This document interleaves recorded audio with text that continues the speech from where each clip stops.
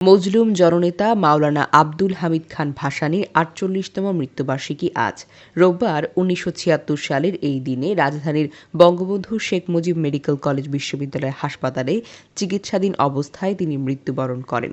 পরে টাঙ্গাইলের সন্ত্রসে তাকে চিরনিদ্রায় শায়িত করা হয়। তার মৃত্যুবার্ষিকী উপলক্ষে ঢাকা বা টাঙ্গাইলের সন্ত্রসে বিভিন্ন কর্মসূচি দেওয়া হয়েছে। মাওলানা ভাসানীর মৃত্যুবার্ষিকী উপলক্ষে রাষ্ট্রপতি মোহাম্মদ শাহাবুদ্দিন বাণী দিয়েছেন, ভাসানীর আদর্শ নতুন প্রজন্মকে দেশপ্রেম এবং মহান মুক্তিযুদ্ধের চেতনায় উদ্বুদ্ধ করবে।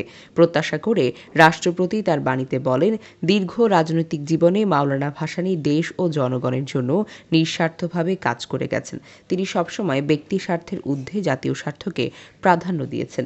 দেশ ও জনগণের প্রতি তার গভীর ভালোবাসাই তাকে জননেতায় পরিণত করেছে। বাণীতে রাষ্ট্রপতি মাওলানা ভাসানীর ৪৮তম মৃত্যুবার্ষিকীতে তার স্মৃতির প্রতি গভীর শ্রদ্ধা জানান এবং তার বিদেহী আত্মার মাগফিরাত কামনা করেন। মাওলানা ভাসানীর মৃত্যুবার্ষিকীতে বাণী দিয়েছেন বিএনপির ভারপ্রাপ্ত চেয়ারম্যান তারেক রহমান। লন্ডন থেকে সংবাদ মাধ্যমে পাঠানো বাণীতে তিনি বলেন, মাওলানা ভাসানীর অবস্থা ছিল শোষণের বিরুদ্ধে এবং শোষিতদের পক্ষে। অধিকার আদায়ে তিনি এই দেশের মানুষের সাহস জুগিয়েছেন তার নির্ভীক এবং বলিষ্ঠ নেতৃত্ব দিয়ে।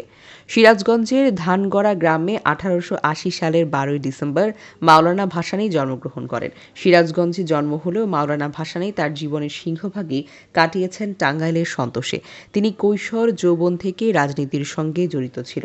বাংলাদেশের স্বাধীনতা যুদ্ধের সময় তিনি প্রবাসী সরকারের উপদেষ্টা ছিলেন। ১৯৪৯ সালে গঠিত আওয়ামী লীগের প্রতিষ্ঠাতার সভাপতি হিসেবে দায়িত্ব পালন করেন। ১৯৫৭ সালের ২৪শে জুন ভাসানীর সঙ্গে আওয়ামী লীগের সম্পর্কের স্থায়ী বিচ্ছেদ ঘটে।